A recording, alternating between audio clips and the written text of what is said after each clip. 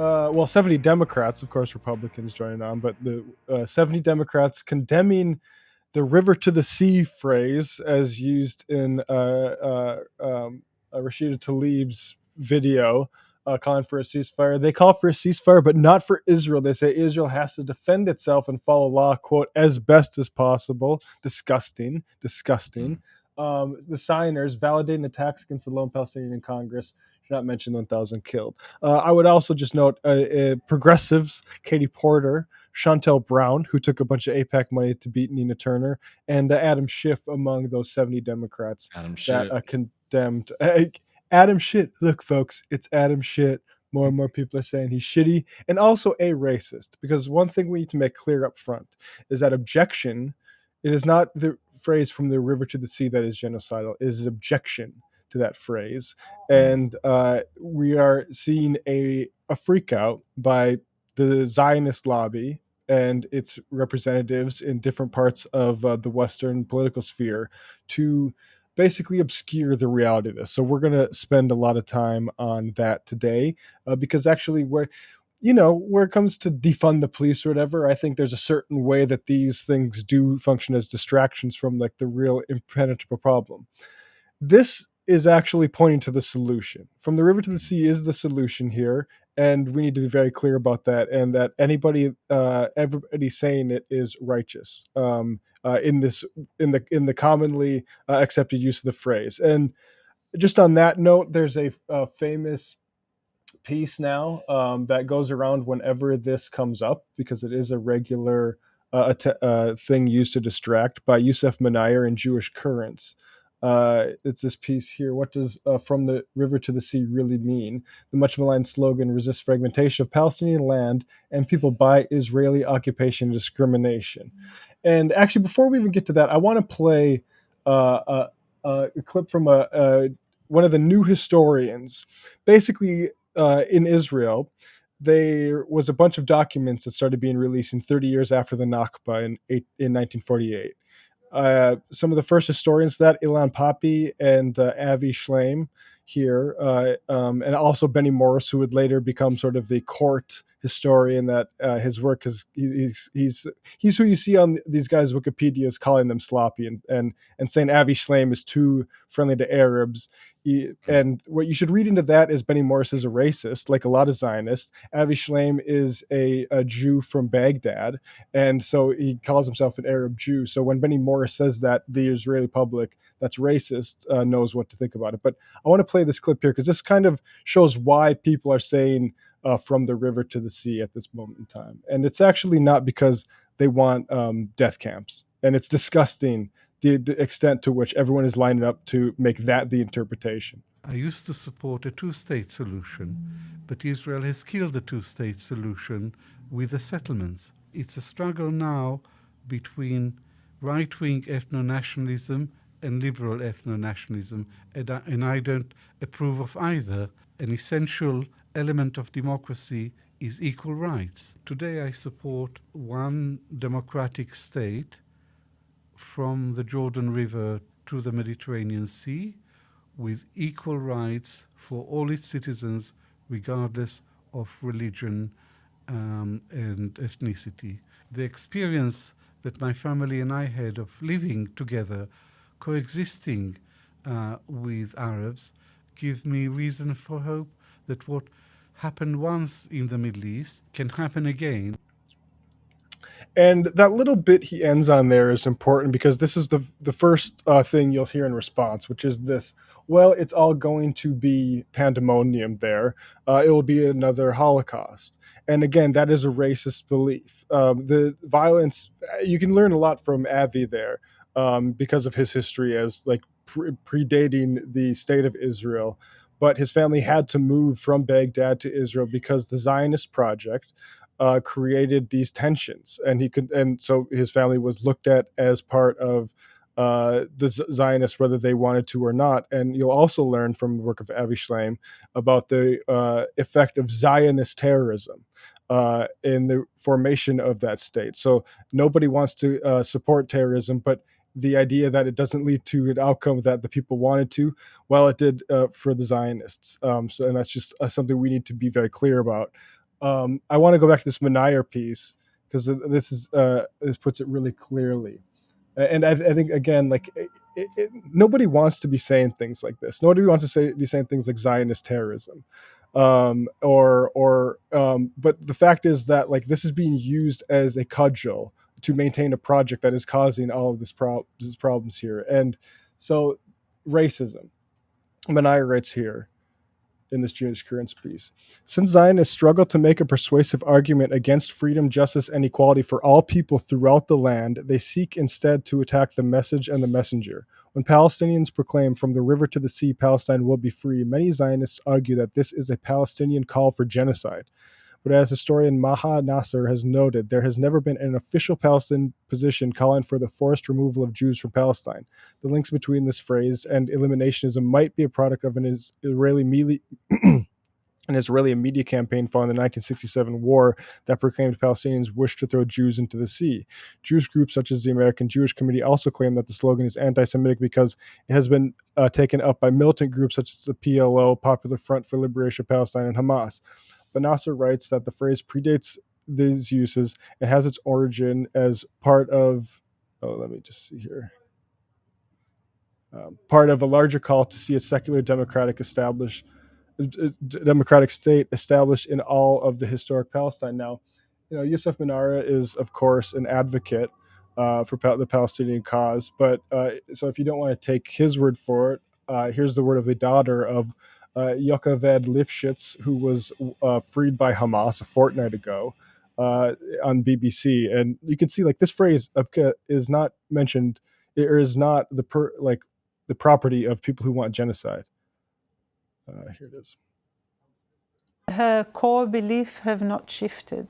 She fought all her life to create a place between the river and the sea that is shared by both people. She feels just the same now.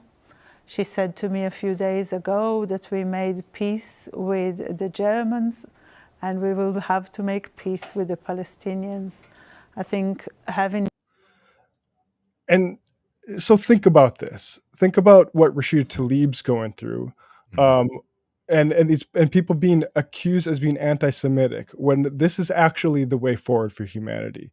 There's one more piece, and I played the hell out of this clip, but I think it is one of the most succinct explanations that I think really does get through to people. This is Pappy, who's another one of these historians with like Schleim, who basically faced the reality of like specifically the 48 and later conflicts, and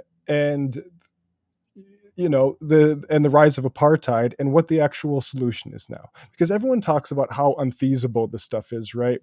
Maybe we'll do some sort of super bridge between and so we can have the different ethnic. And I'm sorry, all that's out the window. And it's true that a binational state between Jews and Palestinians is a utopian project. We are already paying for a utopian. We are already paying utopia prices, and we have been for my entire life. And I think that like this is an objective, and this is a reality that we should. This is the one that we should actually want to fight for in the world. And I'll just play Pappy here because I know I'll play this clip, but if you haven't seen it, this is a really good one. Surprised when I'm sort of listening to John Kerry, re-listening to John Kerry's last speech. If you remember, he was in a very dramatic voice. He explained to us that without a two-state solution, the only possible scenario is an apartheid Israel. And I wanted to say, hello, John. How are you? Looking up. The one-state apartheid is already there. So your warning is not about the future. You're actually describing the present.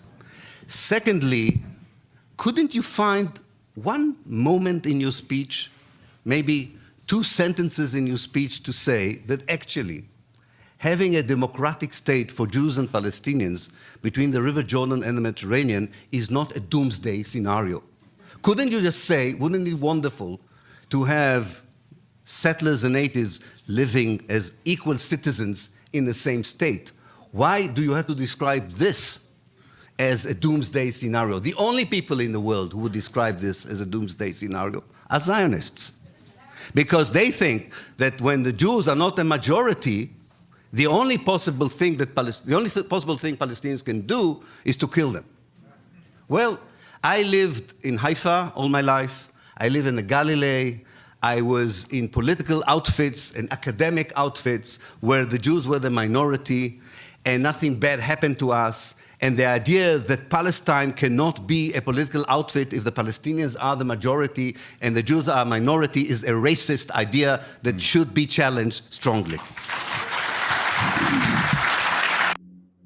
Exactly.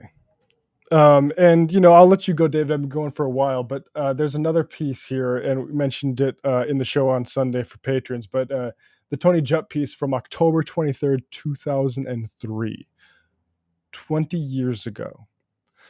Israel, the alternative. Jutt writes, in a world, I'll share this here. In a world where nations and peoples increasingly intermingle and intermarry at will, where cultural and national impediments to communication have all but collapsed, where more and more of us have multiple elective identities and would feel falsely constrained if we had to answer to just one of them. In such a world, Israel is truly an anachronism, and not just an anachronism, but a dysfunctional one. In today's class of cultures, between open pluralistic democracies and belligerently intolerant faith-driven ethnostates, Israel actually risks falling into the wrong camp. And he just continues here. To convert Israel from a Jewish state to a binational one would not be easy, though not quite as impossible as it sounds. The process has already begun de facto, but it would cause far less disruption to most Jews and Arabs than its religious and nationalist foes will claim. In any case, no one I know has a better idea. Anyone who genuinely supposes that the controversial electric fence now being built will resolve matters has missed the last 50 years of history. The fence, actually an armored zone of ditches, fences, sensors, dirt roads for tracking footprints, and wall up to 28 feet tall in places, occupies, divides, and steals Arab farmland. It will destroy villages, livelihoods, and whatever remains of the Arab Jewish community. It costs approximately $1 million per mile and will bring nothing but humiliation and discomfort to both sides. Like the Berlin Wall, it confirms the moral and institutional bankruptcy of the regime it is intended to protect. And I mean, that was 20 years ago. He called the shot. Now we have a high-tech Jim Crow where guys are going up saying, "Hey, bro, what's your religion?" Mm-hmm. And I mean, this is sort of it. I mean, we've been getting a lot of hand wringing. And the reason, we decided to open with this today is because there's so much goddamn hand wringing about a phrase, a slogan that is the epitome of hope and peace and liberation for all people. By saying, "From the river to the sea, Palestine will be free." What you're talking about is an end to the occupation, to the end to a racist regime, to an end to a system that, by its very definition, needs to exclude millions and millions and millions of people. That is a threat to no one's humanity, to no one's life. The only thing it is a threat to is to people who want to maintain a system of apartheid, who want to maintain a system of segregation, who want to maintain a system of exploitation and deprive millions of people of their basic fundamental democratic and human rights. It is the clearest question ever. And to sit here for a second and lean into or hear folks out when people try to hand wring and both sides be like, well, yeah, maybe I hear you, but maybe it's offensive to some people, whatever. By doing that, by even entertaining that kind of mindset for a second, what you are doing is legitimizing a position that is saying, hey, these people over here who are calling for democracy and are calling for equal rights and are calling for human rights, that feels like a personal threat to me, right? And if anyone else were to say that about any other group in any other context, you would be able to condemn that very clearly. And in this case, you absolutely need to be able to do the same thing. Because this is not like, oh, this is so complicated, you need to spend so much time looking into it. No, there is a demand that says we want an end to the occupation, to the dispossession of millions of people, and to a state that is predicated on the idea of exclusion. We want to end that. And to sit here and both sides or talk whatever is bullshit. And frankly, especially at any time, it was ridiculous. But right now, when the conversations we're having in this country is we are fighting tooth and nail, for example, for an end to the mass bombing campaign against millions of people, where thousands of children are being killed, where hospitals are being bombed, where bakeries are being bombed, where people are starving to death, people don't have access to water. Well, all that's going on. Some people are like, oh, yeah, also, you know what's a big problem is all these people are talking about democracy and human rights. It's pretty Yep. despicable, frankly. Yeah, it's cover for ethnic cleansing is what it is. It just very simply. Because there are characters, Zionists, people who believe that this is the moral consequence, even if they think of it in that way, right? That this is the price that they're willing to pay, right? It's always very easy when it's other people's lives. To maintain a sense of superiority, of occupation, and dispossession of millions of people. Then there are people who are abhorred by what they're seeing, but for whatever reason are afraid to come over to what the solution should be, what should be a single democratic state with a right to return for Palestinians. Mhm. And when you sit here and you do this kind of, oh, I'm standing in the middle of these two groups, right? And I even have sympathy with a lot of the Palestinian cause or whatever. When you do this kind of hand wringing, what you are doing is you are legitimizing a position that has shown itself in the clearest possible way ever to actually be an exterminationist project. And that is the Zionist project in Israel. That is an exterminationist project. And if you're going to sit here and accept the rhetoric that, hey, a call for a free state, for a democratic state, for a state that respects human rights is offensive to certain people, so we shouldn't say it. Again, you're legitimating all of the excuses that we get from Netanyahu and the far right in Israel who are saying, hey, we have to kill all these people because if we don't do it first, they're going to do it to us. It's Yep. disgusting. It's an insult to the humanity of the Palestinians who have time and time again shown themselves to be people who represent a level of humanity that a lot of us should strive for in our daily life. And it's an attempt to, attack people like Rashida Tlaib, to attack people like Andy McDonald in the United Kingdom. It's pathetic. And like, if you spend any time thinking about it, to even treat this as a controversy outside of the fact that a lot of people are talking about it is ridiculous. Yeah. I mean, and it's and yeah, it's exasperating is what it is, really. And But and yeah, I think David. we might want to talk a little bit about Rashida. I did just want to update folks. In the United Kingdom, they're going through similar things. Andy McDonald has been under attack from Keir Starmer, somebody who has not only wanted to make sure that the Labour Party is a safe booster of capital, but also a party that will apologize for war crimes and mass extermination projects against the Palestinians. We did want to visit really fast our hero Mick Lynch, who had this to say the other day at a very big rally in London, which I thought was pretty powerful. We call on the Labour Party leadership and our whole movement to support peace, not war. Starmer must call now for an immediate ceasefire and mass emergency aid for the people of Gaza.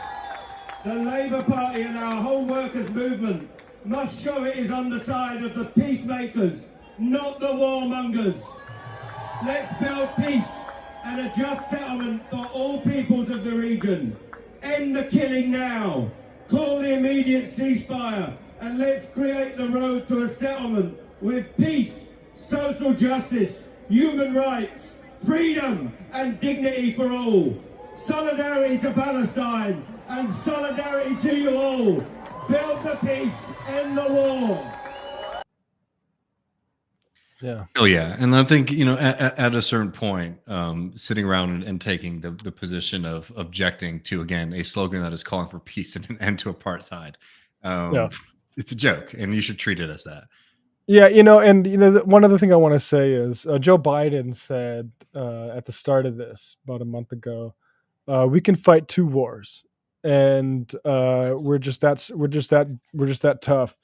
And I do think there is something to be said about America's capacity, and it should be toward building this one state solution for Mhm. everybody to. And I think like we owe it, we need to tax the fuck out of our rich people to pay for that. And I'll also say like I get some quote tweets from Zionists, even like the Avi Shlaim video of like this fucking guy who should might know a little bit better than your stupid ass on Twitter about the feasibility of like things, but saying, look, there's going to be violence if that happens. I have no doubt that we'll need international peacekeeping to make sure that in the West Bank, particularly, like you don't have violence breakout. But I'll say this: I do not think that violence mainly comes from the Palestinians. I No. think, right, like you move to a one state solution, it's going to be Zionist terrorism because they do not want to be equal to Palestinians. It's going to be similar to like a clan type of shit, and because that's a problem that we've created over there with our with our zero conditions, no questions asked. Here, take every kind of missile. Here, do whatever what you want. This is what we created. We broke it. Now we buy it, and like that's what I'm here for. We have this is it's 2023, early in this century. This is a project that I'm actually willing to fight for. One democratic state from the river to the sea.